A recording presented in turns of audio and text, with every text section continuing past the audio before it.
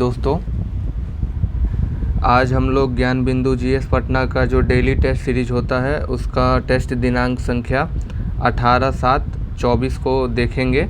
ठीक है, फटाफट हम डिटेल एक्सप्लेनेशन के साथ आगे बढ़ेंगे, क्योंकि आपको पता है हम लोगों को कम समय में ज़्यादा से ज़्यादा चीज़ों को देखना है। तो चलिए पहला क्वेश्चन देखते हैं। पहला क्वेश्चन है, भारत में पुर्तगाली सत्ता की स्थापना में सबसे निर्णायक भूमिका किस गवर्नर का था। देखिए, भारत में पुर्तगालियों का बात करेंगे तो पुर्तगाली का भारत आगमन कब हुआ है, 1498 में। और पहला जो पुर्तगाली गवर्नर है भारत में वो है फ्रांसीसी डी अल्मेडा। लेकिन ये उतना कुछ कर नहीं पाया था भारत में। लेकिन बात करें भारत में पुर्तगाली सत्ता का वास्तविक संस्थापक का, तो वो हो जाएगा अल्फांसो डी अल्बुकर्क।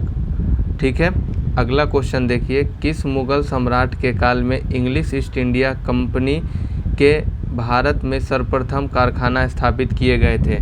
देखिए, बात करें कि ईस्ट इंडिया कंपनी का भारत में आगमन का करिएगा तो आगमन तो अकबर के समय में हो गया था, लेकिन पहला कारखाना आपको पता है 1911-12 के आसपास जो सूरत में बना था वो जहांगीर के समय में बना था। क्योंकि अकबर का कार्यकाल का बात करिएगा तो ये है आपका 1556 से लेके 1605। और ब्रिटिश ईस्ट इंडिया कंपनी कब आती है, 1600 में इसका गठन हो जाता है। तो गठन के समय जो है मुग़ल सम्राट अकबर थे और स्थापना जो है कारखाना का वो हुआ है जहांगीर के समय में। और जहांगीर का कार्यकाल करिएगा बात तो 1605 से लेके 1627 तक है। ठीक है, औरंगजेब का कार्यकाल देखें तो औरंगजेब का कार्यकाल अगर हम लोग देखते हैं तो औरंगजेब का जो कार्यकाल है वो है आपका 1658 से लेके 1707 तक। ठीक है, नेक्स्ट देखिए अगला क्वेश्चन, विचार करने के लिए कह रहा है, सही कथन देखना है आपको। ठीक है, तो चलिए देखते हैं।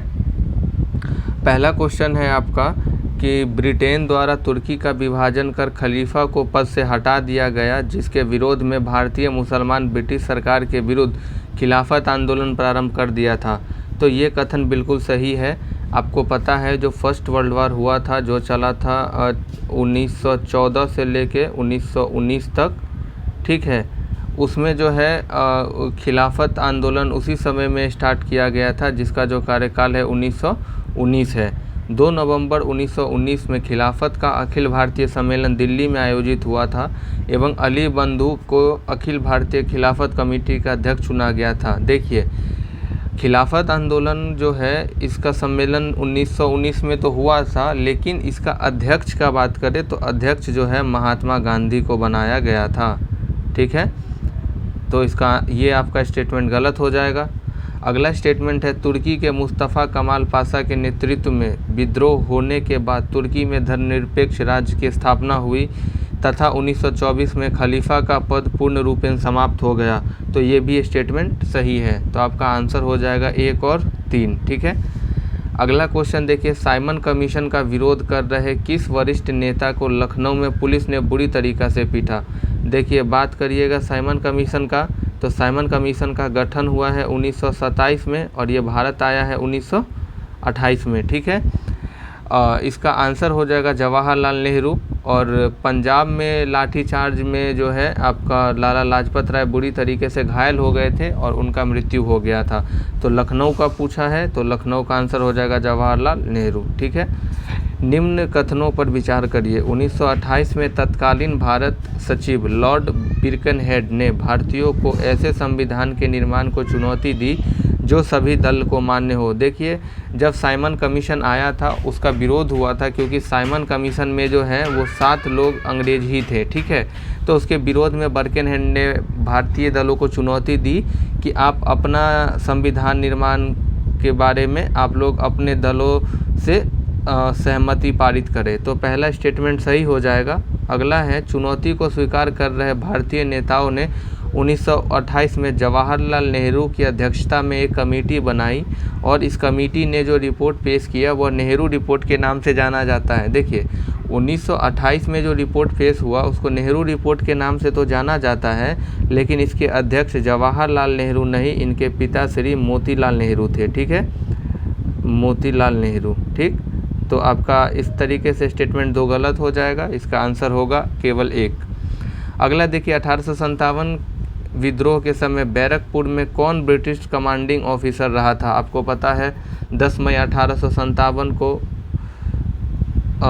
मेरठ से 1857 की क्रांति का आगमन हुआ था और उस समय में बैरकपुर छावनी में मंगल पांडे थे और वहाँ के जो कमांडिंग ऑफिसर हैं उनका नाम था आपको हैरसे। क्या था? हैरसे। निम्नलिखित में से कौन सा कथन सही नहीं है? ठीक है, तो देखिए 1946 में कैबिनेट मिशन का नेतृत्व सर पैथिक लॉरेंस ने किया, ये सही है। कैबिनेट मिशन कब आया था? तो कैबिनेट मिशन आया था 1946 में और इसमें एक क्रिप्स, अलेक्जेंडर और लॉरेंस 3 लोग थे जिसका ट्रिक काल है और लॉरेंस ने ही इसका नेतृत्व किया था। तो पहला स्टेटमेंट आपका सही है। 1927 में गठित साइमन आयोग, जिसको भारतीय विधिक आयोग के अध्यक्ष सर जॉन साइमन थे, ये भी स्टेटमेंट आपका सही है। और साइमन आयोग में बात करें तो टोटल 7 लोग थे और सातों के सातों अंग्रेज थे। फरवरी 1928 में आयोजित सर्वदलीय सम्मेलन के अध्यक्ष M.A. अंसारी ने किया था, तो ये भी स्टेटमेंट आपका सही है। अगला क्वेश्चन है 1947 में नियुक्त सीमा आयोग की अध्यक्षता लॉर्ड माउंटबेटन ने किया, तो ये स्टेटमेंट गलत है। लॉर्ड माउंटबेटन ने नहीं, जब बल्कि सीमा आयोग की अध्यक्षता की बात करें तो वो रेडक्लिफ ने किया था। ठीक है, किसने किया था? सर रेडक्लिफ ने। तो इसका आंसर हो गया आपका डी। और आपको पता है भारत और इंडिया और पाकिस्तान का जो सीमा है उसको रेड क्लिफ नाम से हम लोग जानते हैं। ठीक है, नागरिक सेवा सिविल सर्विसेज के लिए प्रतियोगी परीक्षा प्रणाली को सिद्धांतिक स्वीकार किया गया था। देखिए नागरिक परीक्षा का बात करें तो इसका जनक कहेंगे तो इसका जनक कॉर्नवालिस को माना जाता है और भारत में इस एग्ज़ाम का जो शुरुआत है वो 1853 से हुआ है। अगला क्वेश्चन है कि कौन सा सुमेलित नहीं है। ठीक है, आत्माराम पांडुराम प्रार्थना समाज का स्थापना किया था, तो ये सही है। राजा राम मोहन राय, देखिए राजा राम मोहन राय ने ब्रह्म समाज की स्थापना किया था, लेकिन यहाँ दिया है आदि ब्रह्म समाज, तो ये स्टेटमेंट आपका गलत हो जाएगा और आपका आंसर हो जाएगा बी। बात करें ब्रह्म समाज का तो इसका स्थापना 1928 में राजा राम मोहन राय ने किया था। दयानंद सरस्वती ने आर्य समाज का स्थापना किया और स्वामी विवेकानंद ने रामकृष्ण मिशन का, तो ये स्टेटमेंट सही है। भारत की आज़ादी के समय कांग्रेस के अध्यक्ष कौन थे? देखिए भारत का आज़ादी कब मिला है भारत को? 15 अगस्त 1947 को, और उस समय में जो कांग्रेस के अध्यक्ष थे वो थे GV कृपलानी। ठीक, और जवाहरलाल नेहरू तो 1929 का आपको लाहौर अधिवेशन, महात्मा गांधी तो 1924 का बेलग्राम अधिवेशन, ये भी याद रखिएगा आप। शेरशाह सूरी के बारे में विचार करना है कथनों पर। सही कथन पूछा है आपसे कि शेरशाह के बचपन का नाम फरीद खां था, ये सही है। बिहार के शासक बहार खां नुहानी ने उसे शेर खां की उपाधि दी थी, ये स्टेटमेंट आपका सही है। ठीक, अगला चौसा का युद्ध शेरशाह सूरी हुमायूं को हराकर शेरशाह आलम उल आदिल की उपाधि धारण की थी, तो ये भी आपका सही है। चौसा का युद्ध कब हुआ था? तो 1539 में। ठीक है,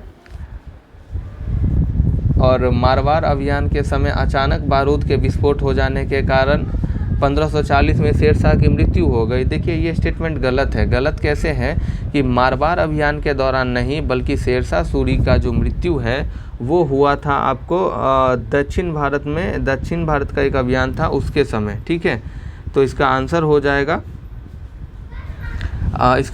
जाएगा 1 और 2। देखिए 1540 में वैसे भी हम इसको गलत कर सकते हैं क्योंकि 1540 में शेरशाह की मृत्यु नहीं हुई है।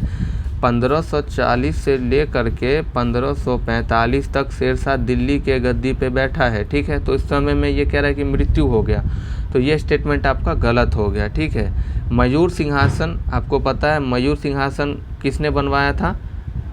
ये आपको कमेंट में बताना है। ठीक है, जिसको तख्त-ए-ताऊस कहते हैं। बैठने वाला अंतिम मुगल बादशाह कौन था? तो अंतिम मुगल बादशाह मोहम्मद शाह रंगीला था। कृष्ण देव राय के संबंध में कौन सा कथन सही नहीं है? वे तेलुगु और संस्कृत के बड़े विद्वान थे, ये स्टेटमेंट सही है।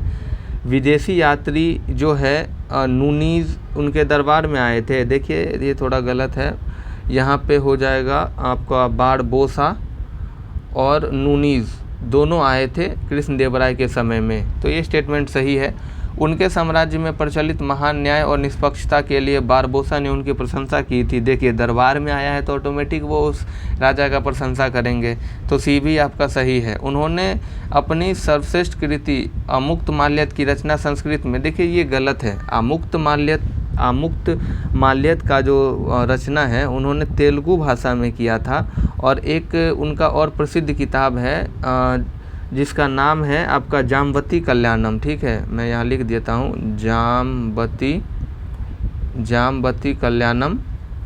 ठीक है, इसका जो है उन्होंने रचना संस्कृत में किया था। ठीक, अगला क्वेश्चन है सल्तनत काल में फवाजिल का अर्थ क्या था? तो सल्तनत काल में फवाजिल का अर्थ था इक़्तिदारों द्वारा सरकारी खजानों में जमा की जाने वाली अधिशेष राशि। ठीक है, लॉर्ड वेलेस्ली की सहायक संधि को स्वीकार करने वाला पहला मराठा सरदार कौन था?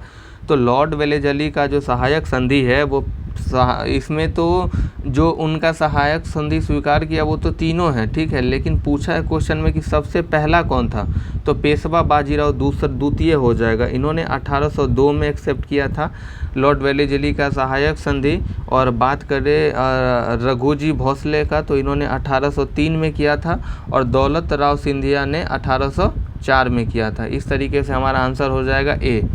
कौन सा विकल्प सही नहीं है? देखिए वृहद स्नानागार मोहनजोदड़ो से मिला है, सही है।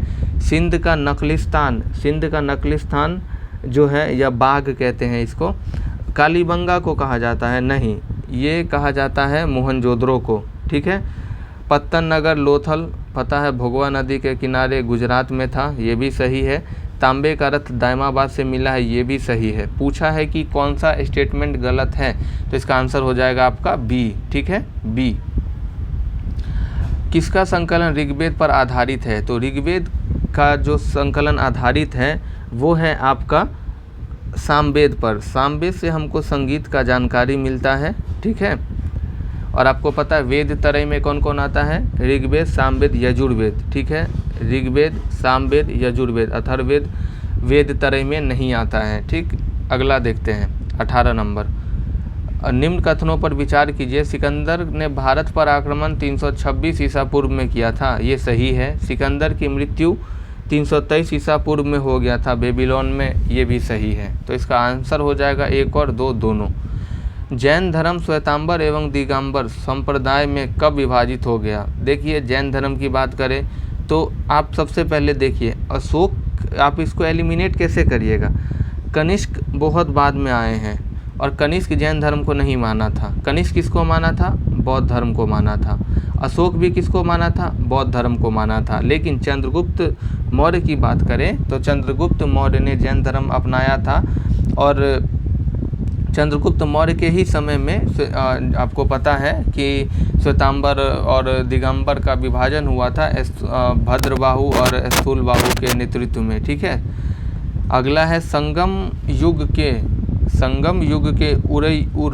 उरई किस लिए विख्यात था? देखिए संगम युग जो है, संगम युग में उरई जो प्रसिद्ध था वो था आपको कपास के व्यापार का महत्वपूर्ण केंद्र के रूप में। ठीक है, स्वर्णिम त्रिकोण।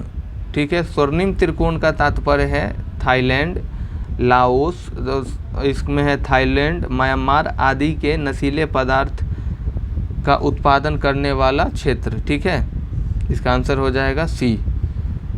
कौन सा सुमेलित नहीं है देखना। देखिए भारत माता पेंटिंग का चित्रकार रविंद्रनाथ टैगोर थे, तो ये स्टेटमेंट आपका सही है। ठीक है, हंस दमयंती, इसके पेंटिंग रामा रवि वर्मा नहीं, इसकी अगर हम बात करें थोड़ा यहाँ गलत है, नल दमयंती होगा। ठीक है, अब ये करेक्ट है। नल दमयंती पेंटिंग का जो चित्रकार है वो रामा रवि वर्मा है, तो दूसरा भी सही है। काला चांद सतीश गुजराल, ये भी सही है। औरत नंदलाल बोस नहीं, नंदलाल बोस ने नहीं, औरत का जो चित्रकार, औरत पेंटिंग के जो चित्रकार है वो है रविंद्रनाथ टैगोर। ठीक है, तो इसका आंसर हो जाएगा डी। आपका इसका आंसर हो जाएगा डी। सरहुल पर्व कहाँ मनाया जाता है? तो आपको पता है सरहुल झारखंड में मनाया जाता है। अगला क्वेश्चन है कलिंग पुरस्कार दिया जाता है, तो विज्ञान को लोकप्रिय बनाने के क्षेत्र में जो है कलिंग पुरस्कार आपको दिया जाता है। नेक्स्ट क्वेश्चन है महारानी लक्ष्मीबाई की समाधि कहाँ स्थित है, तो महारानी लक्ष्मीबाई की समाधि ग्वालियर में स्थित है। 26 नंबर क्वेश्चन है निम्न में से भारतीय संविधान के किस अनुच्छेद में कहा गया है कि जब लोकसभा के अध्यक्ष और उपाध्यक्ष को हटाने जाने की प्रक्रिया विचाराधीन हो तो वह सदन का कार्य विधि में शामिल नहीं होगा। तो इसका जो चर्चा है वो है आपके भारत के संविधान का आर्टिकल 96 कहता है, ठीक है। कौन तय करता है कि संसद में रखा जाने वाला कोई विधेयक विशेष या धन विधेयक है या नहीं, तो ये करता है लोकसभा अध्यक्ष, ठीक है। धन विधेयक की चर्चा है आर्टिकल 110 में, ठीक, आर्टिकल 110 में। महान्यायवादी के बारे में पूछा है। देखिए भारत का महान्यायवादी जो है इसका वर्णन हमारे आर्टिकल 76 में है। लोकसभा की कार्यवाही में भाग ले सकता है, तो ले सकता है ये। लोकसभा के किसी भी लोकसभा की किसी समिति का सदस्य हो सकता है। लोकसभा में बोल सकता है। लोकसभा में मतदान कर सकता है, नहीं। देखिए लोकसभा में मतदान इसलिए नहीं करेगा क्योंकि जो भारत का महान्यायवादी होता है ना तो वो लोकसभा का सदस्य है ना तो वो राज्यसभा का सदस्य है, तो मतदान नहीं करेगा, ठीक है। बाकी 1, 2, 3 आपका सही है स्टेटमेंट आपका, तो आंसर हो जाएगा सी, ठीक। अगला क्वेश्चन देखिए, नेक्स्ट क्वेश्चन है आपका विचार करने के लिए कह रहा है और सही कथन आपसे पूछा है कि भारत के संविधान के 44वें संशोधन, 44वां कब हुआ है, 1978 में। इसमें बोला गया है कि संशोधन द्वारा लाए गए एक अनुच्छेद ने प्रधानमंत्री को निर्वाचन को न्यायिक पुनरावलोकन के परे कर दिया था। ये पहला स्टेटमेंट आपका गलत है। भारत के संविधान के 99वें संशोधन को भारत के उच्चतम न्यायालय ने अभिखंडित या निरस्त कर दिया क्योंकि वह न्यायपालिका की स्वतंत्रता का अतिक्रमण कर रहा था। तो ये स्टेटमेंट सही है। ये आपको 2014 में ये विधेयक आया था, ठीक है। तो ये आपका इसका आंसर हो जाएगा केवल 2। मंत्रिपरिषद में शामिल नहीं है। आपको पता है कि मंत्रिपरिषद में जो है कैबिनेट मंत्री आते हैं, राज्य मंत्री आते हैं, बिना विभाग के मंत्री भी आते हैं, लेकिन जो कैबिनेट सचिव हैं वो नहीं आते हैं। तो इसका आंसर हो जाएगा आपका सी, ठीक है। इसका आंसर हो जाएगा सी। अगला देखिए, करों और सरकारी कामकाज के निर्वाह में हुई अन्य प्राप्तियां से संघीय सरकार को प्राप्त हुआ समूचा राजस्व जमा होता है। तो जो भी टैक्स आता है वो भारत सरकार का जो है संचित निधि में जा कर के जमा होता है और भारत का संचित निधि का वर्णन आर्टिकल 266 में है, ठीक है। अगला देखिए, बात करें भारत की आकस्मिक निधि, तो इसमें हमेशा जो है 500 करोड़ रुपया रहता है और ये राष्ट्रपति के अनुमति के बाद निकाला जाता है, ठीक है। प्रधानमंत्री की नियुक्ति के समय जरूरी नहीं कि वह संसद के दोनों सदनों में से एक का आवश्यक रूप से सदस्य हो, परंतु उसे 6 माह के अंदर आवश्यक रूप से दोनों में से एक सदन का सदस्य हो जाना चाहिए। तो ये स्टेटमेंट सही है। जरूरी नहीं कि वह संसद के दोनों सदनों में से एक का अवश्य रूप से सदस्य हो, परंतु उसे 6 एक देखिए यहाँ लिखा है एक का अवश्य रूप से सदस्य हो, जरूरी नहीं है ये। संसद के दोनों सदस्य में से एक का आवश्यक रूप से सदस्य हो, नहीं। आवश्यक रूप से लोकसभा का सदस्य हो, नहीं। देखिए जो भारत का प्रधानमंत्री है वो जरूरी नहीं है कि वो किसी भी सदन का नेता होगा या सदस्य होगा। एक नॉर्मल आदमी भी भारत का प्रधानमंत्री बन सकता है, लेकिन उसे 6 महीना के अंदर जो है सदस्यता लोकसभा या राज्यसभा का लेना पड़ेगा। तो इसका आंसर हो गया ए। भारत के नियंत्रण और महालेखक परीक्षक की रिपोर्ट की समीक्षा करने वाली संसदीय समिति कौन है? देखिए भारत के नियंत्रण और महालेखक परीक्षक की बात करिएगा तो इसका चर्चा 148 में है और इसका समीक्षा जो करता है वो करता है लोक लेखा समिति, ठीक है। फिर कह रहा है विचार करिए और सही देखना है हमको कि राष्ट्रपति भारत सरकार का कार्य अधिक सुविधापूर्ण किए जाने के लिए और मंत्रियों को उक्त कार्य के आवंटन के लिए नियम बनाएगा। तो ये स्टेटमेंट सही है। भारत सरकार की समस्त कार्यपालिका कार्रवाइयाँ प्रधानमंत्री के नाम से हुई कही जाती है। देखिए नहीं, प्रधानमंत्री नहीं, जब ये होगा जो भी काम होता है वो राष्ट्रपति के नाम से होता है। तो इसका स्टेटमेंट 2 गलत हो गया, तो आपका आंसर हो जाएगा केवल 1। क्वेश्चन नंबर 35 देखते हैं। 35 कहा गया है लोकसभा और राज्यसभा के बीच गतिरोध यानी टसल हो गया स्थिति, किन स्थितियों में संसद की संयुक्त बैठक बुलाई जाती है। देखिए संसद की संयुक्त बैठक की चर्चा है 108 में, और इसकी हम बात करें तो साधारण विधि निर्माण को पारित करने की स्थिति में, हाँ देखिए जैसे कि कोई ये संसद है, एक मिनट रुकिए मैं थोड़ा बड़ा ड्रॉ करता हूँ। देखिए ये है लोकसभा, ये है राज्यसभा। कोई भी विधेयक समझिए कि लोकसभा से पारित हो गया लेकिन राज्यसभा में अटक गया, तो इसके लिए जो है संयुक्त अधिवेशन बुलाया जाएगा राष्ट्रपति के द्वारा, ठीक है। अगला है धन विधेयक। देखिए धन विधेयक का चर्चा 110 में है, और आपको पता है कि धन विधेयक केवल लोकसभा में पारित होता है, तो इसमें कोई भी आपका जो है संयुक्त अधिवेशन नहीं बुलाया जाएगा, ठीक है। तो देखिए 2 यहाँ है कट जाएगा, 2 यहाँ है कट जाएगा, ठीक। संविधान संशोधन विधेयक को पारित करने की स्थिति में देखिए संविधान संशोधन विधेयक जो साधारण बहुमत से होता है, तो 3 भी आपका स्टेटमेंट गलत हो जाएगा, तो इसका आंसर होगा केवल 1, ठीक है। 36 नंबर क्वेश्चन देखिए कि राष्ट्रपति या राज्यपाल के विरुद्ध दीवानी मुकदमा पद पर रहते हुए चलाया जा सकता है। देखिए फौजदारी मुकदमा की बात करें तो ये नहीं चलाया जाएगा, ठीक है। इस बात की सूचना उन्हें कितने दिन पूर्व देना होगा, तो 2 माह पूर्व देना होगा। और जब भी राष्ट्रपति पे महाभियोग चलाना है तो महाभियोग के केस में आपको जो है वो 14 दिन पहले राष्ट्रपति को सूचित करना पड़ेगा। राष्ट्रपति ने अब तक कितनी बार राष्ट्रीय आपातकाल की घोषणा किया है। देखिए भारत में 3 तरीके का राष्ट्रीय आपातकाल है, एक है 352, 356, 360, ठीक है। ये है राजकीय, ये है राष्ट्रपति शासन, और ये है आपका वित्तीय आपात, ठीक है।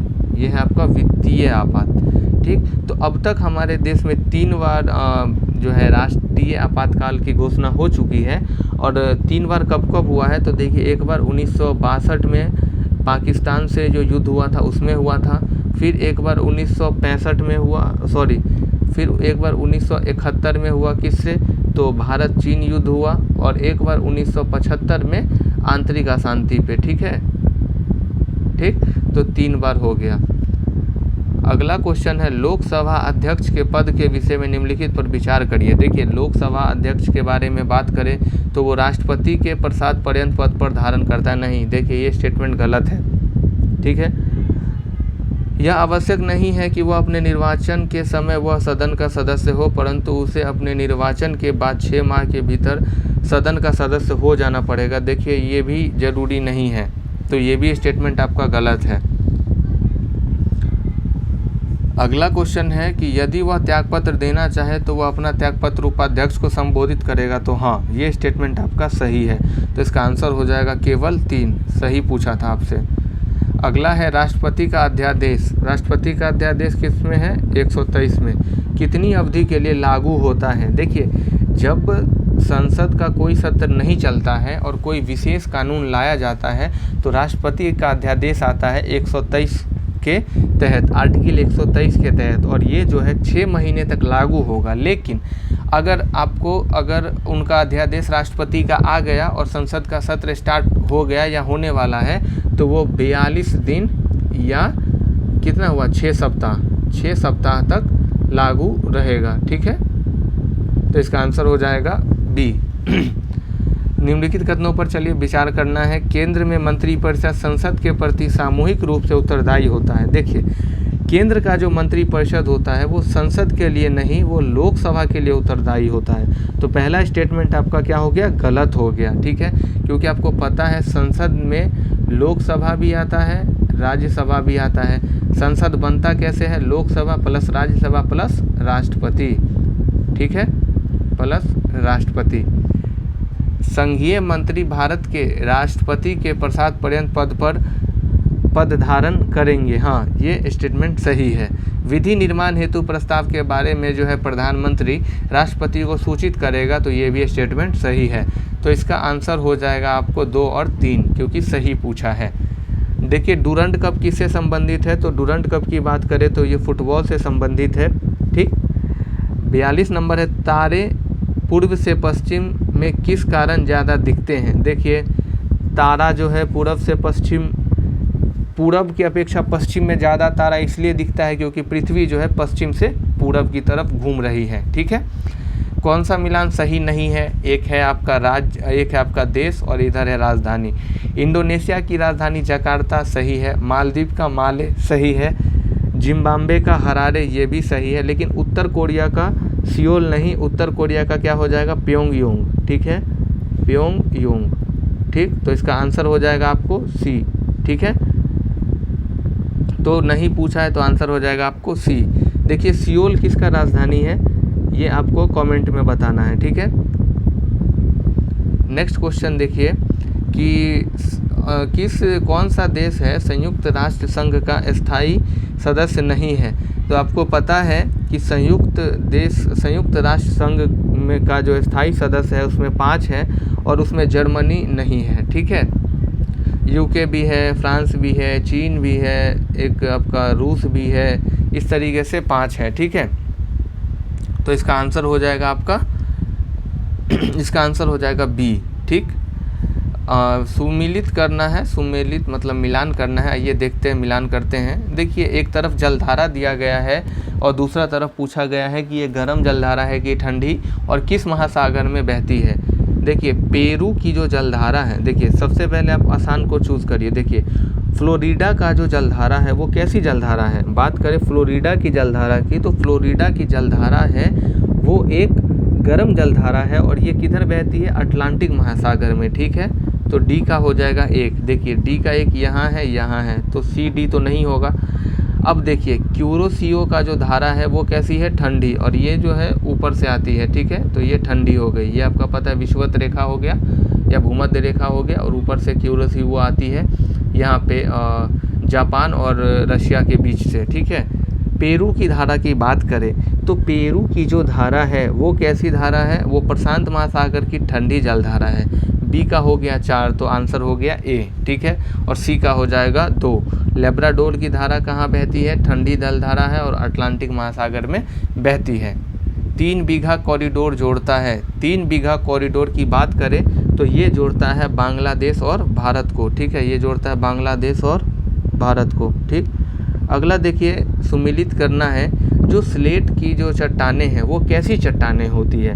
स्लेट की चट्टान की बात करें तो ये होता है आपका कायांतरित चट्टान या कायांतरित शैल। लिग्नाइट की चट्टान की बात करें तो लिग्नाइट की चट्टान है अवसादी शैल। बॉक्साइट की बात करें तो जो बॉक्साइट की जो चट्टानें हैं वो है आपकी अलोह खनिज, और ग्रेनाइट कैसी है, आग्नेय शैल। ठीक है, तो इस तरीके से हमारा आंसर हो जाएगा 2, 4, 3, 1, आंसर बी। ठीक है, 1 का 2, यहीं से हमारा आंसर आ गया था, फिर भी हमने सबों को देखा। तो देखिए इसी को कहते हैं एलिमिनेशन। आपको अगर एक भी पता है तो आप आंसर तक पहुंच सकते हैं, क्योंकि आपको क्वेश्चन जल्दी से जल्दी सॉल्व करना है। ठीक है, यहाँ पर फिर से बोला है निम्नलिखित कोडों का प्रयोग करके जोड़ा बनाइए। आइए बनाते हैं जोड़ा। देखिए सबसे पहले अगर आप देखिएगा तो इसमें आपको सबसे इजी जो दिखेगा वो क्या दिख रहा है। देखिए मैंग्रोव वन जो है वो कहाँ मिलता है, पश्चिम बंगाल में। ठीक है, वेस्ट बंगाल की बात करें तो यहाँ पे मैंग्रोव वन मिलता है, तो डी का तो 3 होगा। ठीक है, देखिए डी का 3 यहाँ नहीं है, डी का 3 यहाँ नहीं है। ठीक है, अब देखिए अब हम देखते हैं कि सबसे ज़्यादा पानी कहाँ होता है, तो सबसे ज़्यादा पानी होता है मानसीराम में। मानसीराम कहाँ है, मेघालय। मेघालय का राजधानी कहाँ है, शिलोंग। तो बी का आंसर क्या होगा, बी का आंसर होगा आपका 1 मिनट रुकिए, समशीतोष्ण, शीतोष्ण, मानसून और उष्णकटिबंधीय सदाहरित। सदाहरित मतलब वही हो गया बारिश, तो ये हो जाएगा शिलोंग। तो ए का क्या हो गया आपका 2, तो ए का 2 यहाँ भी है, ए का 2 यहाँ भी है। बी का देखते हैं, बी का मानसून सबसे पहले जो है कहाँ से प्रवेश लेती है, तो नीलगिरी की पहाड़ी हो जाएगी। ठीक है, तो बी का हमारा क्या हो जाएगा आंसर, तो हमारा बी का आंसर हो जाएगा इसमें मानसून। 1 मिनट रुकिए, शिवालिक तो यहाँ है, और उष्णकटिबंधीय सदाहरित आपका हो गया शिलोंग। एक बार रुकिए, फिर से इसको देखते हैं, मिस्टेक हो गया थोड़ा सा, रुकिए। देखिए मैंग्रोव वन कहाँ पाया जाता है? पश्चिम बंगाल में, तो डी का तो 3 होगा, तो ये नहीं होगा, ये नहीं होगा। अगला हम बात करें कि समशीतोष्ण क्षेत्र भारत में कहाँ पाया जाता है, ठीक है। तो समशीतोष्ण क्षेत्र का हम बात करें तो वो होगा नीलगिरी, ठीक है। तो सी का हो जाएगा 4, और सी का 4 है एक इसी में, तो इसका आंसर हो जाएगा आपका सी। ए का बात करें तो ए का हो गया आपका उष्णकटिबंधीय सदाहरित हो जाएगा शिलोंग, और मानसून हो जाएगा शिवालिक, ठीक है। तो इस तरीके से आपका आंसर सी हो गया, ठीक। 49 देखते हैं, कुल्लू घाटी पर्वतीय श्रृंखला किस दर्रों के बीच में है? आपको पता है कुल्लू कहाँ पे है? तो कुल्लू की बात करेंगे तो कुल्लू आपका हो जाएगा लद्दाख तो नहीं, निचला हिमालय नहीं, धौलाधौर और पीर पंजाल, सी, ठीक है। इसके बाद है देखिए नंगा पर्वत कहाँ है? तो ये पाकिस्तान में है, ठीक है। परमाणु ऊर्जा के भारतीय कार्यक्रम के जनक कौन है? तो एच.जे. भाभा, होमी जहांगीर भाभा, ठीक है। तो इस तरीके से हमने इसको आज का जो ये टेस्ट हुआ है इसको हमने एंड किया, अच्छे से देखा। देखिए अगर थोड़ा सा अगर स्पीड अगर आपको ज़्यादा लग रहा है तो आप बता देंगे, क्योंकि देखिए ये जो क्वेश्चन सीरीज़ है इसमें मैं क्या कर रहा हूँ, क्वेश्चन के जो भी 4 ऑप्शन है मैं उसको डील करके जल्दी से जल्दी इसको आपके समक्ष रखना चाहता हूँ, जिससे आपका भी समय का बचत हो और ये जल्दी से जल्दी समाप्त हो जाए। तो मिलते हैं अगले टेस्ट में, तब तक के लिए अपना ध्यान रखिए और अच्छे से पढ़िए। जय हिंद।